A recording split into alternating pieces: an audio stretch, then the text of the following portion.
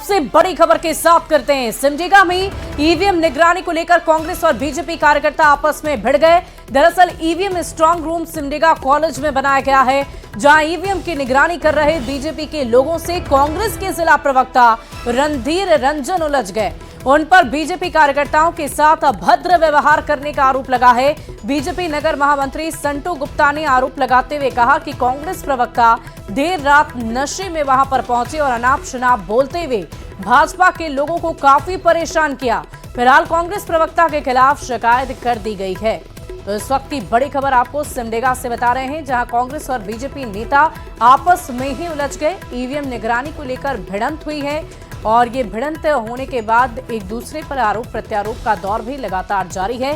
कांग्रेस प्रवक्ता रणधीर रंजन ने कहा कि नशे में अभद्रता उनके ऊपर आरोप लगे हैं कि उन्होंने नशे में आकर अभद्रता की है। उस दरमियान कांग्रेस के अधीर रंजन जो कि कुर्सी लगा के सीसीटीवी के सामने खड़े हो गए, बैठ गए। देखते हैं तुम कैसे देखोगे 70-71, तुम कैसे देखोगे 70-71। और उसके बाद हमको डिस्टर्ब करना चालू किया। फिर भी मैंने कुछ भी उससे बर्ताव नहीं किया, ना बोल चाल किया। उसके बाद मैं अपना काम करते रह गया। सवेरे हम सोचे कि एक बार घूम के आते हैं स्ट्रांग रूम से, और यहाँ आने के बाद पता चला कि यहाँ कुछ लोग उपद्रवी टाइप का नशे की हालत में थे, जैसे बताया लोग, और कुछ यहाँ अभद्र टाइप का व्यवहार इन लोग के साथ कर रहे थे। मैंने भी सोचा कि मेरा अपना काज करता है, क्या हुआ क्या नहीं है, तो इसीलिए मैं सीसीटीवी निरीक्षण जो बैठता है यहाँ आया हूँ जानने बूझने के लिए। अगर ऐसी हरकत किया है तो हम उसको पार्टी की तरफ से पनिशमेंट जरूर देंगे। और इसी बीच राजधानी रांची से एक और बड़ी खबर का रुख करेंगे। मतदान में महिलाएं आगे रही है। झारखंड में महिलाओं ने पुरुषों को पीछे छोड़ दिया। दूसरे चरण के 38 में से 31 सीट पर महिला मतदाता आगे रही। राज्य की 81 में से 68 सीटों पर महिलाओं ने पुरुषों को पीछे छोड़ा। पुरुषों के मुकाबले राज्य में 5,51,757 महिला मतदाताओं ने अधिक वोट डाले। इस वक्त की बड़ी खबर आपको बता रहे हैं और आपको बता दें कि महिला मतदाता को भाग्य विधाता पहले से ही कहा जा रहा था। और देखिए, इस बार महिलाओं ने काफी अच्छा प्रदर्शन किया है और महिला मतदाताओं की संख्या में अच्छी खासी बढ़ोतरी देखी जा रही है। अब हम आपको आंकड़ों के जरिए समझाने की कोशिश करते हैं कि क्यों इस बार झारखंड में सत्ता की चाबी महिलाओं के हाथों में है। दरअसल प्रदेश के दूसरे चरण के 38 में से 31 सीट पर महिला मतदाता आगे रही हैं। वहीं राज्य की 81 में से 68 सीटों पर महिला मतदाता आगे रही हैं। तो आप ये तुलना कर सकते हैं कि कैसे महिलाओं की संख्या में वृद्धि देखी गई है, बढ़ोतरी देखी गई है। और अगर तुलना करें तो पुरुषों के मुकाबले 5,51,757 महिलाओं ने ज्यादा वोट डाले हैं। तो आप ये उदाहरण के तौर पर समझ लीजिए कि बगोदर में 36,088 महिलाओं ने ज्यादा वोट डाले, तो वहीं धनवार में 25,429 महिलाओं ने ज्यादा वोट डाले। कुल मिलाकर ये कह सकते हैं कि घर की जिम्मेदारी के साथ साथ राज्य की जिम्मेदारी भी महिलाएं बहुत बखूबी निभा रही हैं। अब आपको पिछले चुनाव के आंकड़े भी दिखा देते हैं। साल 2014 में पुरुषों ने 65.90 और महिलाओं ने 67% मतदान किए थे। यानी कुल मिलाकर 2014 में महिलाओं का वोट प्रतिशत पुरुषों से 1.10 ज्यादा रहा था। वहीं 2019 की अगर हम बात कर लें तो पुरुषों ने 63.58% और महिलाओं ने 66.92% मतदान किए थे। यानी कि 2019 में महिलाओं ने पुरुषों से 2.66% अधिक मतदान किया था। आंकड़ों से ये साफ समझ में आ रहा है, स्पष्ट हो रहा है कि झारखंड में महिलाएं मतदान में हमेशा से आगे रही है। हर साल वो नया रिकॉर्ड बनाती जा रही है और इस बार भी कुछ ऐसा ही हुआ है। बढ़ते आगे, चुनाव में महिलाओं की बम्पर वोटिंग किसके पक्ष में हुई और किसे झारखंड की आधी आबादी का आशीर्वाद मिला है, इसका पता तो कल यानी कि शनिवार को ही चलेगा। लेकिन इससे पहले सियासी दलों के दावों का दौर भी शुरू हो गया है। मंत्री जी ने ये क्यों कहा कि हम दिसंबर से देंगे 2500 रुपए? उन्हें तुरंत देना चाहिए था। उस समय तो मॉडल कोड ऑफ कंडक्ट नहीं लगा था। तो महिलाओं का आक्रोश था, वो इस सरकार के खिलाफ था। और महिला सम्मान योजना में तो हमने कहा था कि साहब 60,000 रुपये 5 वर्ष का होता है, एक ही साथ दे दे। मुख्यमंत्री जी ने सिर्फ अंतिम 3 महीने में 3,000 रुपये दिए। ये चुनावी भत्ता था। तो महिलाओं का आक्रोश इस सरकार के खिलाफ था और वो 23 नवंबर की शाम को आपको दिखेगा। जब महिलाओं का मान सम्मान अगर इंडिया गठबंधन रखा है तो स्वाभाविक तौर पर है कि हम विश्वास करते हैं कि वो सारी महिलाएं जिसको मान सम्मान मिला है वो इंडिया गठबंधन को वोट की है। परिणाम में वही बदलेगा। देश में अगर महिलाओं ने जिधर करवट बदला है सत्ता उसके पास रही है, तो मुझे लगता है कि इस बार भी महिलाओं ने मैया सम्मान के नाम पर आशीर्वाद दिया है। और इसी बीच राजधानी रांची से एक बड़ी खबर आ रही है। कल आएगा झारखंड का आदेश। कल सुबह 8 बजे से मतगणना शुरू हो जाएगी। पहला रुझान 9:30 बजे तक आने की संभावना है और सबसे पहले पोस्टल बैलेट की गिनती होगी। 8:30 बजे से ईवीएम के वोटों की गिनती शुरू हो जाएगी और सबसे पहले तोरपा और आखिरी में चतरा का रिजल्ट आने की संभावना है। तोरपा में 13 राउंड की गिनती होगी और चतरा में 27 राउंड की गिनती होगी। दोपहर 3 बजे से रिजल्ट आने की संभावना जताई जा रही है। तो इस वक्त की बड़ी खबर आपको बता रहे हैं। कल का दिन झारखंड वासियों के साथ साथ झारखंड के नेताओं के लिए भी बहुत खास होने वाला है, अहम होने वाला है। और इसीलिए आपको बता दें कि सुबह 8 बजे से ही सबसे पहले काउंटिंग की शुरुआत होगी और पोस्टल बैलेट सबसे पहले खोले जाएंगे। उसकी गिनती पूरी होते ही पहला रुझान 9:30 बजे आने की संभावना जताई जा रही है। चतरा में 27 राउंड गिनती होगी। वहीं अलग अलग जिलों में अलग अलग राउंड्स में रिजल्ट आने शुरू हो जाएंगे। दोपहर 3 बजे से रिजल्ट आने की संभावना जताई जा रही है।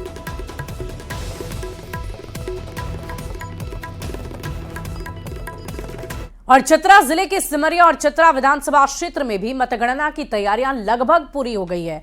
जिला निर्वाचन पदाधिकारी और उपायुक्त रमेश घोलप ने बताया कि चतरा कॉलेज में बनाए गए मतगणना केंद्र में सिमरिया और चतरा विधानसभा क्षेत्र के लिए एक मतगणना कक्ष बनाए गए हैं। सिमरिया विधानसभा क्षेत्र का मतगणना 24 राउंड और चतरा विधानसभा क्षेत्र का मतगणना 27 राउंड में पूरा कर लिया जाएगा।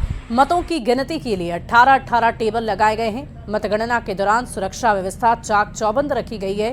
पेयजल से लेकर तमाम तरह की अलग अलग सुविधाएं वहां पर रखी गई है। सभी तैयारियां मुकम्मल है, पूरी कर ली गई है। विधानसभा क्षेत्र की मतगणना 23 तारीख को जिले में जो चतरा कॉलेज है वहां पे स्थित मतगणना हॉल में की जाएगी। हमारे दोनों विधानसभा क्षेत्र के लिए ईवीएम काउंटिंग के लिए 18 और पोस्टल बैलेट की काउंटिंग के लिए हम लोगों ने 14 टेबल बनाए हुए हैं। और झारखंड में 2 चरण के मतदान संपन्न हो चुके हैं और अब बारी 23 नवंबर को आने वाले रिजल्ट की है। झारखंड की 81 में से कई ऐसी सीटें हैं जहां कौन उम्मीदवार जीतेगा ये कहना मुश्किल हो रहा है। सीधे और सरल शब्दों में अगर कहें तो यहां फाइट टाइट नजर आ रही है।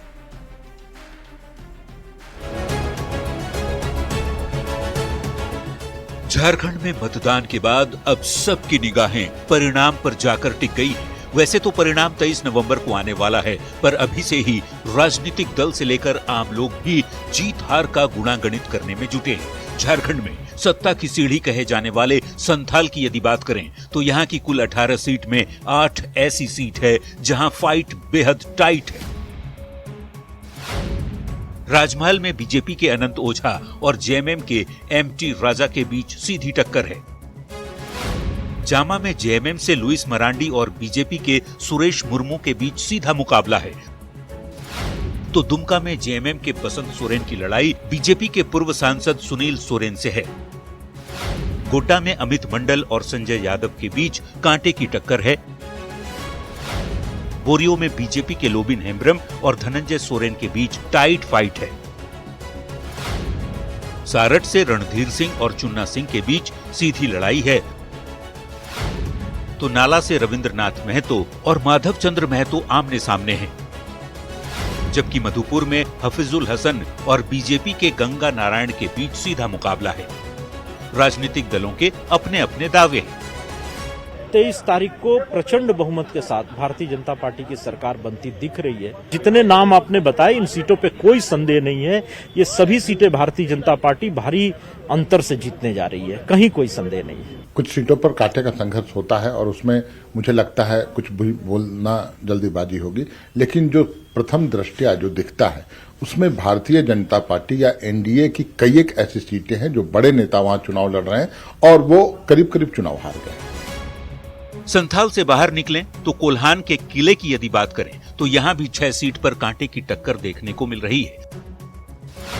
जमशेदपुर पूर्वी पर मुकाबला त्रिकोणीय दिख रहा है। यहां बीजेपी की पूर्णिमा दास साहू की कांग्रेस के डॉक्टर अजय कुमार और निर्दलीय शिवशंकर सिंह से टक्कर है।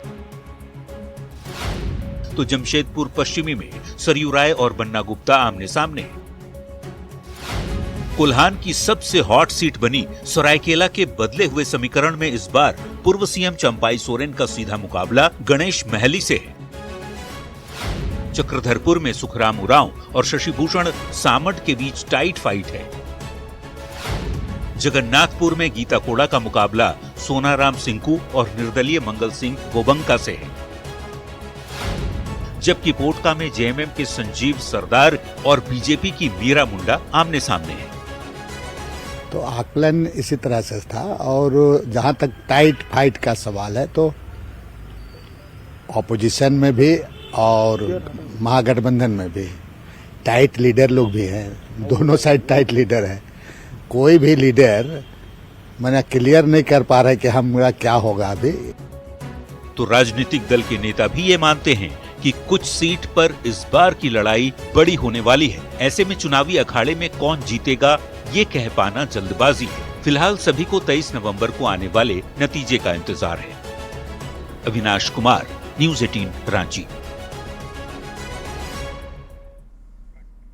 और इसी बीच राजधानी रांची से एक बड़ी खबर आ रही है। झारखंड में लुढ़क रहा है मौसम का पारा। उत्तर भारत में बर्फबारी का सीधा असर झारखंड में देखा जा रहा है। गुरुवार को राजधानी रांची का तापमान 14.4 डिग्री और कांके का न्यूनतम तापमान 5 डिग्री तक पहुंच गया। सुबह के वक्त धुंध और दिन के वक्त आसमान में बादल छाए रहने की संभावना जताई जा रही है। तो एक एक कर जैसे जैसे ठंड दस्तक दे रही वैसे वैसे तापमान में भी गिरावट दर्ज की जा रही है। कांके का न्यूनतम तापमान 5 डिग्री सेल्सियस, वहीं राजधानी रांची का 14.4 डिग्री सेल्सियस बताया जा रहा है। बर्फबारी का असर झारखंड में भी दिखने लगा है। झारखंड में पारा अब लुढ़कने लगा है, मतलब पारा अब नीचे की ओर आ रहा है। राजधानी रांची की भी बात कर ले तो इस वक्त जो पारा है, न्यूनतम जो पारा है वो 14.4 के करीब पहुंच गया है। वहीं राजधानी रांची से सटे अगर कांके की बात कर लें, झारखंड में कांके हमेशा से ही ठंड को लेकर पूरे देश भर में जाना जाता है। और अगर कांके के न्यूनतम पारा की बात कर लें तो इस वक्त 5 डिग्री तक पहुंच गया है। मतलब राजधानी रांची में 14 और कांके में 5 से आप अंदाजा लगा सकते हैं कि वर्तमान स्थिति क्या है। दिन के वक्त अगर सुबह की बात करें तो धुंध देखने को मिल रही है और उसके बाद साथ साथ आसमान में बादल भी देखने को मिलेंगे। पूरे झारखंड में इस तरह की स्थिति रहेगी। शाम के वक्त में ठंड की कनकनी आप महसूस कर सकते हैं। और सुबह से ही जो लोग हैं, जो सुबह के वक्त मॉर्निंग वॉक के लिए निकलने वाले जो लोग हैं, उनको ठंड का एहसास हो रहा है। सुबह के वक्त अभी कैसी ठंड लग रही है? अभी ठंड है थोड़ी बहुत है। पहले से ज़्यादा हो रही है? उतना तो नहीं जितना एक्सपेक्टेड था। अच्छा, तो अब अभी एहतियात के तौर पर आप क्या करती हैं बचने के लिए, ठंड से बचने के लिए? ठंड से नॉर्मली जैकेट ही है थोड़ा बहुत, और तो अभी ज़्यादा उलझ नहीं है। जो ठंड है वो अपने परवान पर चढ़ रहा है। कैमरा पर्सन प्रभाकर के साथ अविनाश कुमार, न्यूज़ 18 रांची। और झारखंड के गौरव पद्मश्री मुकुंद नायक स्वस्थ हो चुके हैं और अगले 3 सप्ताह तक डॉक्टर ने उन्हें अपनी देखरेख में रखा है। तो उसके बाद वो रांची आएंगे। नई दिल्ली में इलाजरत पद्मश्री से रक्षा राज्य मंत्री और रांची के सांसद संजय सेठ ने मुलाकात की है और उनका कुशल क्षेम पूछा। इस दौरान पद्मश्री ने अपने बेहतर इलाज के लिए प्रधानमंत्री मोदी का आभार व्यक्त किया है।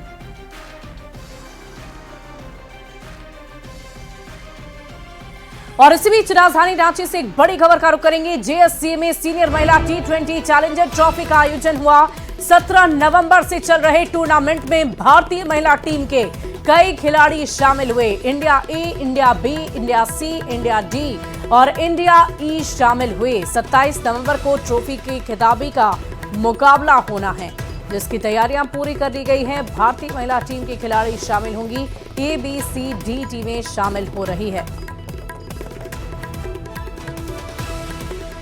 वहीं चाईबासा के सोनवा रेलवे स्टेशन में 2 महीने पहले रेलवे द्वारा पुराना फुट ओवर ब्रिज को तोड़ दिया गया, लेकिन अभी तक नए फुट ओवर ब्रिज का निर्माण नहीं होने से यात्रियों को काफी दिक्कतों का सामना करना पड़ रहा। मौके से और अधिक जानकारी दे रहे संवाददाता रुपेश प्रधान। पश्चिमी सिंहभूम जिला के चक्रधरपुर रेल मंडल के सोनवा रेलवे स्टेशन में मौजूद हूं और यहाँ की एक सबसे बड़ी समस्या ये है कि यहाँ पर जो फुट ओवर ब्रिज पुराना था वो करीब 3 महीना पहले तोड़ दिया गया है और उसका नया जो फुट ओवर ब्रिज बनना है उसका काम अभी तक अधूरा पड़ा हुआ है और उसका प्रोग्रेस भी इतना स्लो है, इतना धीरे उसका काम हो रहा है कि यहाँ यात्रियों को काफी परेशानी हो रही है। कैसे पार हो रहे हैं? यहाँ सीढ़ी नहीं है। हाँ तो बहुत कष्ट रे पार हो गया बाबा, बहुत कष्ट।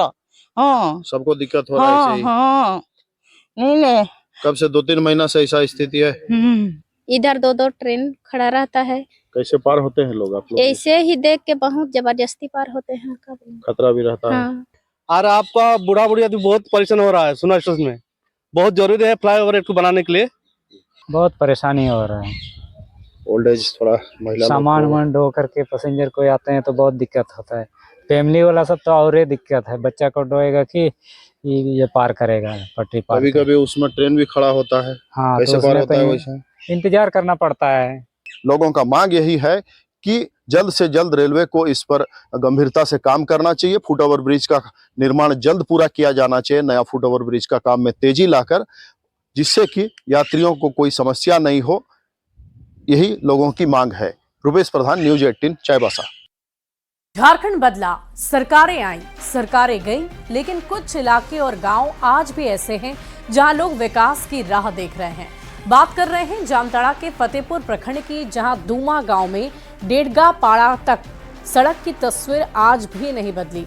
आज तक ये सड़क पक्का नहीं बन पाई है। पथरीले रास्तों पर लोगों को हादसे का डर सताता रहता है, लेकिन लोगों के पास कोई और चारा नहीं। लकार चपा से दूमा तक जो रोड है, ये आपका डेढ़गा पड़ा से लेके वो प्रधान टोला तक अभी तक सड़क नहीं बना है। बहुत दिन से ऐसे ही है। जब हम पैदा हुए हैं, हमारा होश हुआ है, तब तक मैंने रोड तो वैसे ही देखते हैं, वैसे ही है। अभी तक ना विधायक इसमें ये क्या है। सबका डुमा स्कूल घर से यहाँ लकड़ चिपा तक रोड खराब है, इसको ठीक करना है। कब से खराब है? कब से? बहुत दिन हो गया, 10-12 साल हो गया। और अवैध बालू खनन पर रोक लगाने के लिए एसडीएम, एसडीपीओ और डीएमओ ने गढ़वा जिले के धुरकी थाना क्षेत्र में कनहरतीय सामू बालू घाट का निरीक्षण किया है। अधिकारियों ने पाया कि सुरक्षित वन क्षेत्रों में बालू की डंपिंग और अवैध रास्ते बनाए गए थे। सामू घाट पर ट्रैक्टर के अलावा जेसीबी मशीन, हाइवा और टिपर वाहनों के निशान मिले हैं। एसडीएम ने संलिप्त लोगों पर कड़ी कार्रवाई की चेतावनी दी। जिला खनन अधिकारी ने भी कार्रवाई का आश्वासन दिया है। हमें जो है जंगल पार करते हुए बालू ले जा रहा है ट्रैक्टर में और 15-20 जगह जो है चेक जमा करके रखा है जंगल में। तो कल हम आए थे, अकेले आए थे, उसके बाद देख के गए। फिर एसडीपीओ साहब से बात की है तो बोला नहीं हम भी सुबह जाएंगे। डीएमओ को लेकर आए हैं, रेंजर को लेकर आए और यहाँ देख रहे हैं कि बहुत ज़्यादा संख्या में स्टॉक किया हुआ है। जगह पे अवैध रूप से बालू का उत्खनन कर स्टॉक किया हुआ है और फॉरेस्ट के ज़मीन पे रास्ता बना करके वृक्षों को काट करके नदी तक रास्ता बनाया गया है। इस संदर्भ में आवश्यक जो भी विधि सम्मत कार्रवाई है दोषी व्यक्तियों के विरुद्ध किया जाएगा। इस क्षेत्र का निरीक्षण किया गया है और जितने भी अवैध बालू के ये पाए गए हैं निक्षेप है ना, इसके अगेंस्ट में हम लोग एफआईआर करेंगे। जो भी दोषी होगा उसके ऊपर एफआईआर करेंगे। अब आपको रामगढ़ लेकर चलते हैं, जहां धान की खड़ी फसल की कटाई में अब तेजी आ चुकी है। पहले छठ पूजा, फिर चुनाव, जिसकी वजह से किसान फसल की कटाई नहीं कर पाए, लेकिन किसानों ने अब कटाई शुरू कर दी है। किसानों का कहना है कि इस बार धान की फसल काफी अच्छी हुई है।